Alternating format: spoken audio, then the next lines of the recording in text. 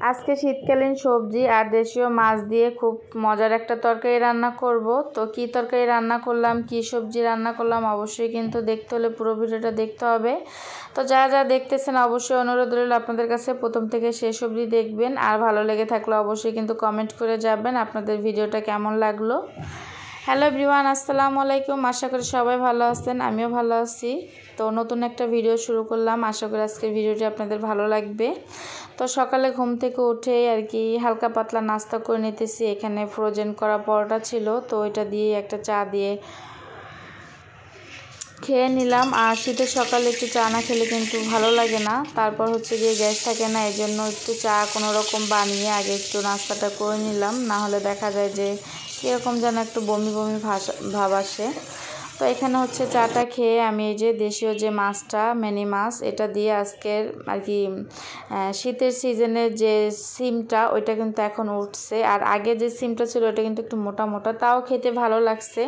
আর এখন আর কি যে সিমটা শীতের সিজনে পাওয়া যায় দেশীয় যে সিমটা, ওইটা কিন্তু এবার বাজার থেকে নিয়ে আসছিল।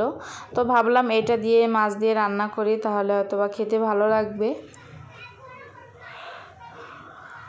তো এখানে নুন হলুদ মাখিয়ে আমি কিন্তু মাছটা ভালো করে ভেজে নিছি। তারপর হচ্ছে গিয়ে মশলা কষিয়ে নিয়েছিলাম, এটার ভিতর সিম আলু এটা দিয়ে এখন আমি ভালো করে কষিয়ে নিব। আর পাশের চুলাতে হচ্ছে গিয়ে ডাল বসিয়ে দিছিলাম, ওইটা আর কি ওইদিকে হইতেছে। আর এই চুলাতে আর দুটা চুলা একসাথে ভিডিওতে আনা হচ্ছে গিয়ে সম্ভব হয় না, ভালো লাগে না। আর বড় একটা স্ট্যান্ড লাগে, আমার যেহেতু ছোট একটা স্ট্যান্ড, ওইটা হচ্ছে গিয়ে হয় না।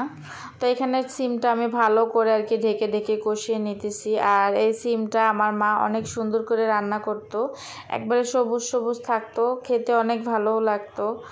তো তো সেই কথা বলে তো এখন আর ইচ্ছে করলেও খেতে পারবো না। তারপর হচ্ছে গিয়ে নিজের মতো করেই আর কি রান্না করার চেষ্টা করি, যদিও মায়ের মতো হবে না। তো এই তো মাছগুলো আমি দিয়ে দিয়েছিলাম, কষানোর পরে হচ্ছে পানি দিয়ে দিয়েছিলাম। এখন আমি মাছগুলো দিয়ে দিলাম আর অর্ধেকটা টমেটো দিয়ে দিলাম, কারণ টমেটো যেই পরিমাণ দাম, তো একটু রেখে বেঁধেই আর কি খেতে হবে, এই জন্য অর্ধেকটা পরিমাণ আমি দিয়েছিলাম। তো এখানে হচ্ছে গিয়ে মাছটা আমার প্রায় তরকারিটা রান্না করা হয়ে গেছে মাছ দিয়ে। তো এখন একটু ধনিয়া পাতা দিয়ে তরকারিটা কিন্তু নামাই নিব। আর মাশাল্লাহ তরকারিটা কিন্তু দেখতেই কিন্তু অনেক লোভনীয় লাগছে, আর খেতেও মাশাল্লাহ অনেক মজা ছিল। আর শীতকালীন সবজি যে কোনো সবজি খেতেই কিন্তু ভালো লাগে। তো যারা সবজি খেতে পছন্দ করেন তাদের কাছে হয়তো আজকের ভিডিওটা ভালো লাগবে। আর হচ্ছে গিয়ে আর একটা জিনিস রান্না করব, এই জিনিসটা আমার খুবই পছন্দ, কচু ভুনা করব। তো জানি না আপনারা এভাবে কচু রান্না করেন কি না। তো আমি এই যে তরকারিটা হয়ে গেছে, আমি বাটিতে বেড়ে নিয়েছি। এখন এই যে কচুর কথা বললাম, কচুটা রান্না করব। তো এরকম চাকচাক করে আমি কেটে নিয়েছি কচুটা। আজকে অনেক দিন ধরে আনা হয়েছিল, তো খাওয়া হইতেছে না, কারণ ওরা তেমন একটা কচু খেতে চায় না। তো আমার একার জন্য হচ্ছে কি আলাদা করে তরকারিও আবার রান্না করতে ইচ্ছে করে না। তো কচুটা নিয়ে এসেছিলাম, তো এখন দেখি যে নষ্ট হয়ে যাইতেছে, তো ভাবলাম যে রান্না করে রেখে দেই। তো এখানে হচ্ছে কচুটা আমি লবণ আর একটু হলুদ দিয়ে আমি হালকা একটা ভাপ দিয়ে নিছি। তারপর হচ্ছে গিয়ে কচুটায় যে এপিট করে আমি ভেজে নিছি সুন্দর করে।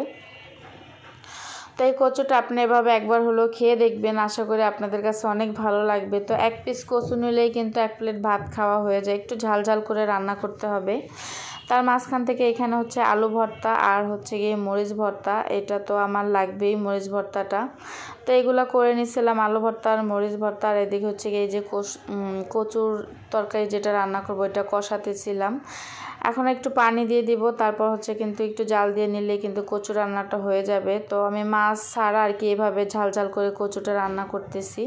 তো এভাবেও কচু রান্না করলে অনেক মজা হয়, অবশ্যই আপনারা করে দেখবেন। তো আমার কচু রান্নাটা হয়ে গেছে। তো আজকের ভিডিওটা এ পর্যন্তই, আপনাদের কাছে কেমন লাগলো অবশ্যই বলবেন, ভালো লেগে থাকলে অবশ্যই ফলো দেবেন, ইউটিউব থেকে দেখলে সাবস্ক্রাইব করবেন।